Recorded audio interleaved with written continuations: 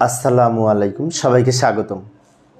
ICT বিষয়ের এই যে 52 সংখ্যাটি 8 ভিত্তিক অক্টাল সংখ্যা।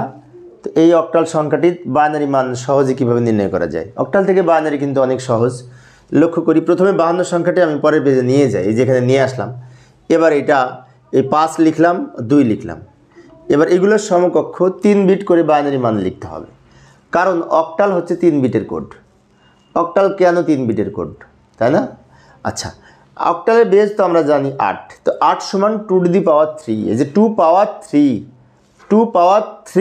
3 হচ্ছে বিট, 3 বিট। অক্টাল 3 বিটের কোড। সেজন্য এটা 3 বিট বাইনারি মান লিখবো। এটারও 3 বিট বাইনারি মান লেখার জন্য আমরা একটা কাজ করতে পারি, এখানে একটু রাফ করে নিতে পারি। এই যে 4 2 1, 1 1 দ্বিগুণ 2, 2 দ্বিগুণ 4। এই 4 2 1 এই কোড ধরে খুব সহজেই 0 থেকে 7 পর্যন্ত অক্টাল সংখ্যার বাইনারি মান বের করতে পারবো 3 বিট করে। যেমন 5-এর মান যদি আমি এটা ধরে বের করতে চাই, তাহলে এইখানে এই 4 আর 1 যোগ করে 5। তো 4-এর নিচে 1 বসবে, আর ওই 1-এর নিচে 1 বসবে, আর মাঝখানে 2 যোগ করার দরকার নেই, এর মান 0 হলেও হবে। সেজন্য যেখানে যেটা যোগ করার দরকার নেই তার মান 0 হবে। এবার 2-এর মান কত হবে? 2-এর মান হবে 2 তো আছে এইখানে, তাহলে 2 যেখানে আছে সেখানে 1, বাকি দুটো 0।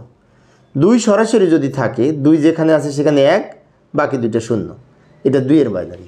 যদি বলতো 4-এর বাইনারি কত, তো 4-এর নিচে 1 হতো, বাকি দুটো 0 হতো। যদি বলতো 1-এর বাইনারি কত, তো 1-এর নিচে 1 লিখলাম, বাকি দুটো 0 লিখতাম। এইভাবে 3 বিট বাইনারি মান বের করা যাবে এই কোড ধরে। এই কোডের উৎপত্তি সম্পর্কে ইতিপূর্বে আমি বলেছি। এবার এখানে মান লিখব। 5-এর নিচে 5-এর মান লিখব, 2-এর নিচে 2-এর মান লিখব। লেখার পরে এই যে প্রথম অংশটা প্রথমে, শেষের অংশটা শেষে লিখলাম। প্রথম অংশটা প্রথমে লিখব, ব্র্যাকেট দিয়ে ভিত্তি হিসেবে আমরা 2 লিখব, কারণ এটি বাইনারি সংখ্যা।